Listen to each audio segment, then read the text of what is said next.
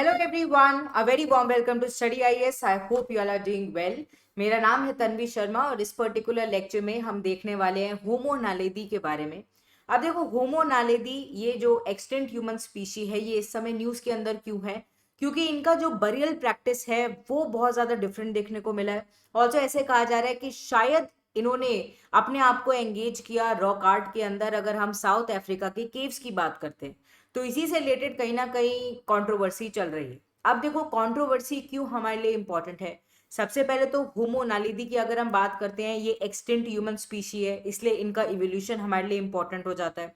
Also comparatively अगर हम देखें तो बहुत रिसेंटली ही 2013 में कहीं ना कहीं इनको डिस्कवर किया गया था, तो इसलिए भी अभी ज़्यादा इनके बारे में है कि हमें पता चलना चाहिए।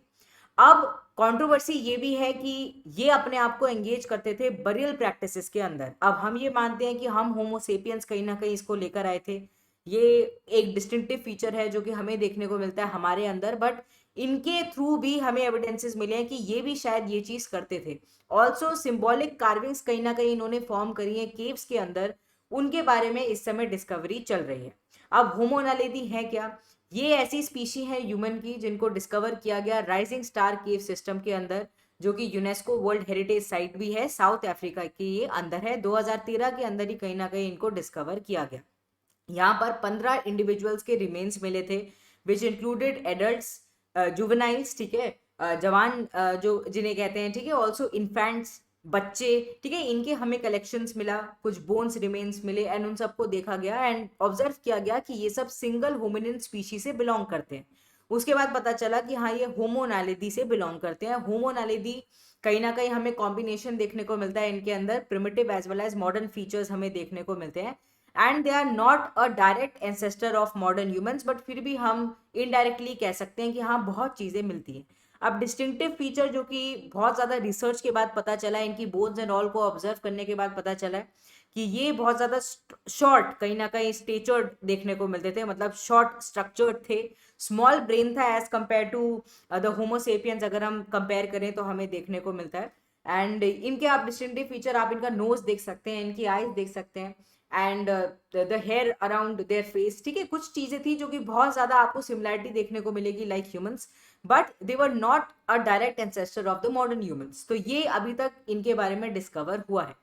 अब देखो, बरियल क्लेम्स की अगर हम बात करते हैं तो होमो नालेदी भी कहीं ना कहीं डेलिबरेटली डिस्पोजल करते थे डेड का एंड बरी करते थे डेड को, एंड ये कहीं ना कहीं चैलेंज करता है दी एग्जिस्टिंग नोशन कि ये तो हम ही करते थे, है ना। मॉर्चरी बिहेवियर जिसको कहते हैं, मॉर्चरी बिहेवियर का मतलब क्या है कि ह्यूमन, जैसे कि अगर हम बात करते हैं, हम कहीं ना कहीं ये चीज करते हैं, हमारा ये यूनिक बिहेवियर है कि हम क्या करते हैं, वी बरी द डेड, जो लास्ट होता है हम कहीं ना कहीं उनको बरी कर देते हैं, है ना, जिसको हमने बरियल सिस्टम जिसको कहते हैं, वो ह्यूमंस के अंदर हमें देखने को मिला है। बट अभी होमो नालिदी को जब हम ऑब्जर्व कर रहे हैं तो हमने देखा कि शायद ये भी डेलिबरेट डिस्पोजल करते थे डेड का, या फिर बरियल सिस्टम कहीं ना कहीं हमें इनके टाइम पर भी देखने को मिलता था।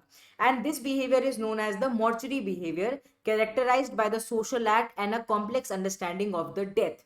तो इसके बारे में इस समय कंट्रोवर्सी चल रही है। Previously the earliest evidences of mortuary behaviour हमें नियंडरथाल्स के अंदर देखने को मिले थे, एंड मॉडर्न ह्यूमंस की अगर हम बात करते हैं, हम कहते हैं कि शायद हम कहीं इस चीज को लेकर आए, बट नहीं, होमो नालिदी की अगर ये बात सच हो जाती है, जो कि काफी एविडेंसेस मिल गए, तो ये हो जाएगा कि नहीं, इससे भी पहले कहीं ना कहीं ये जो बरियल बिहेवियर था या मॉर्चरी बिहेवियर था, ये चलता चला आ रहा है। तो ह्यूमन इवोल्यूशन को डायरेक्टली ये चैलेंज कर रहा है अगर ये चीज सच हो जाएगी। दूसरा देखो, रॉक आर्ट क्लेम्स की अगर हम बात करते हैं, Homo naledi may have created the rock art in Rising Star cave, क्योंकि जब केव्स के अंदर गए तो वहां पर देखने को मिला कि बहुत सारी कहीं ना कहीं आर्ट फॉर्म्स उन्होंने अपने आप को एक्सप्रेस करने की कोशिश करी है। एंड ट्रेडिशनली अगर हम बात करते हैं रॉक आर्ट की, तो हम ये मानते हैं कि हम होमोसेपियंस इसको लेकर आए थे, ठीक है, हम ह्यूमंस इसको लेकर आए थे, या फिर लार्ज ब्रेन एंसेस्टर जो हमारे थे वो लेकर आए थे। बट देखो, ऐसा नहीं है, इनका दिमाग छोटा था पर इनके काम बहुत बड़े बड़े थे, एंड इन्होंने भी कहीं ना कहीं अपने आप को इसमें एंगेज किया, अपने आप को एक्सप्रेस करने की कोशिश करी। एंड रिपोर्ट्स ने कहीं ना कहीं डिस्क्राइब किया है कि एनग्रेविंग्स मिली हैं and deeply impressed cross hatching geometric shape, जैसे कि स्क्वायर, ट्राइंगल, क्रॉसेस, एक्स, ठीक है, इन सब का इस्तेमाल देखने को मिला है। एडिशनली रॉक लाइक ऑब्जेक्ट भी फाउंड हुआ है near a homo naledi body suggest it would be a stone tool. तो हो सकता है स्टोन टूल का इस्तेमाल करते हो ये कार्विंग्स को फॉर्म करने के लिए। तो रॉक आर्ट के रिलेटेड भी कुछ क्लेम्स हैं जो कि सामने आ रहे हैं। फिर देखो use of fire, homo naledi used fire strategically जिससे वो एल्यूमिनेशन कर सकें ड्यूरिंग द मॉर्चरी। तो मॉर्चरी जब वो करते थे, बरियल प्रैक्टिस जब वो करते थे, उस टाइम पर जलाते होंगे वो आग जिससे कहीं ना कहीं उनको दिख तो जाए, हो सकता है रात को कर रहे हो तो उन्हें दिख जाए, है ना। एंड एनग्रेविंग प्रैक्टिसेस जब वो करते थे तो उस टाइम पर वो फायर का इस्तेमाल करते थे। तो ये कुछ क्लेम्स हैं जो कि इनसे रिलेटेड पता चल रहे हैं। अगर ये क्लेम्स बिल्कुल बिल्कुल सच हो जाते हैं तो ये समझ लो आपकी हिस्ट्री की बुक्स भी चेंज हो जाएंगी, क्योंकि बहुत ज्यादा एक बड़ी डिस्कवरी हो जाएगी। ह्यूमन एवोल्यूशन के बारे में भी शायद हमें और ज्यादा विस्तार से पता चल पाएगा। What is the significance of the study? तो इस डिस्कवरी का काफी पोटेंशियल है to reshape our understanding of the early humans, and हमें काफी नई बातें पता चलेगी।